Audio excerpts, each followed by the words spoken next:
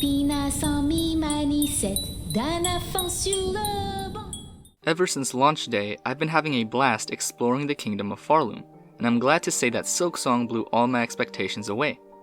But as I've been inching closer and closer to 100% completion, I'm starting to notice that a few things are missing. All this cut material appeared in the 2019 reveal trailer, but then vanished without a trace.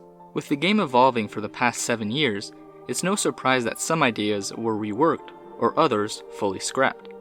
My name is Ari, and today I'll be going over Silksong's cut content.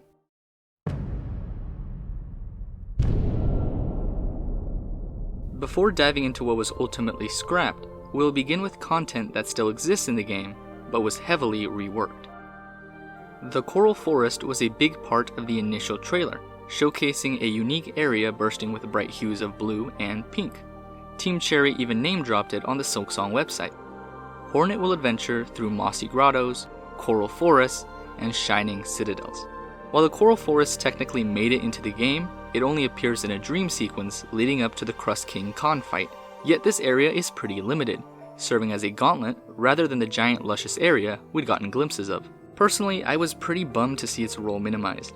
Team Cherry's worlds are often painted in darker, muted tones, so the idea of a vibrant, coral-lit forest felt fresh and exciting. Seeing it scaled back to just a fragment stings a little, and while recording, some ACMI content has been posted online, giving us a glimpse of the Coral Forest, now named the Red Coral Gorge. From what we can see, it was a pretty big area, but was removed and replaced with the sands of Karak. Does anyone else feel like Hunter's March is more of an extension of Farfields than a true standalone area? As the home of the Ant Tribe, a fierce band of warriors, I was a little let down by the final version. Don't get me wrong, I still enjoyed exploring it, but it never quite lived up to its potential.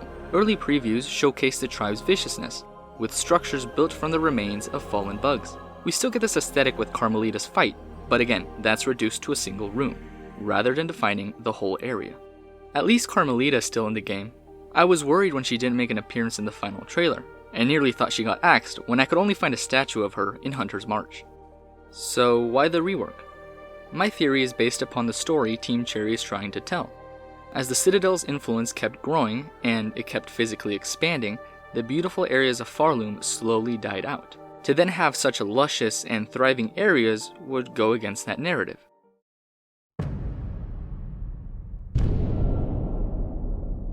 Now we're moving on to content that was completely eradicated, with no signs of it appearing in the final version. Although initially speculated by Mossbag to be Crawl Lake, the Barnacle area, along with its town and inhabitants, never made it into the final game. It's unclear if it was meant to stand alone or serve as an extension of the Coral Forest, which shares a similar theme, but the 2 snippets we saw showed platforming and unique enemies. It is a bummer that we lost an area, but I don't mind it that much. Another town would have been cool, but Team Cherry may have wanted to avoid overcrowding Farloom with settlements. And honestly, without the Coral Forest to balance it out, I'm not sure the Barnacle area would have meshed well anyway. Farloom already has its share of muddy areas. Now this one stings. First, they were cut from HoloNet. Then they got promoted in the HoloMess blog post and teased in the Silksong trailer, only to be cut yet again. I'm talking about Sharp and the Steel Assassins.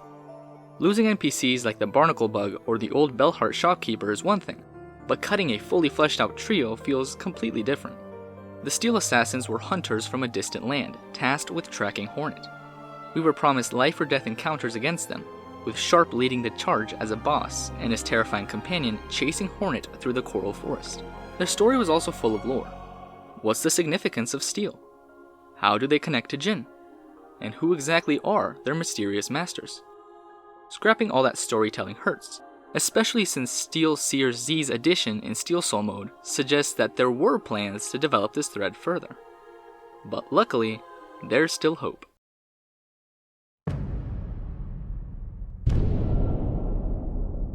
Team Cherry has already hinted at plans for additional content, and after seeing how much passion went into Silksong, it's hard not to imagine them expanding Farloom even further.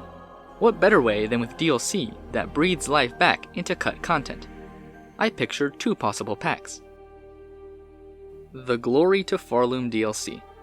In Act 3, Hornet experiences dream sequences that reveal Farloom's past before the haunting, and I love these. They feel like an evolution of Hollow Knight's Dreamnail, only now the Nidalee lets us step fully into the memories of a fallen kingdom. This DLC could expand that idea, letting us explore Farloom in its prime. The Coral Forest before it became a desert wasteland, the Hunter's March thriving under Carmelita's rule, and the Barnacle area before being turned to waste. The Nerves of Steel DLC. Much like the Grim Troop in Hollow Knight, Hornet could accidentally summon the Steel Assassins while traveling through Farloom and learning about Void.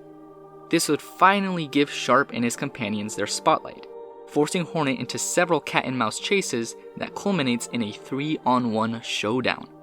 Team Cherry has already confirmed that all backer bosses will eventually be playable alongside Hornet, which strongly suggests the Steel Assassins are still on their radar. I've had a lot of fun exploring Silksong's cut content, and I hope you have too. Let's hope that we get to see it all in the game real soon. My name's Ari, subscribe for more Silksong content. Until next time.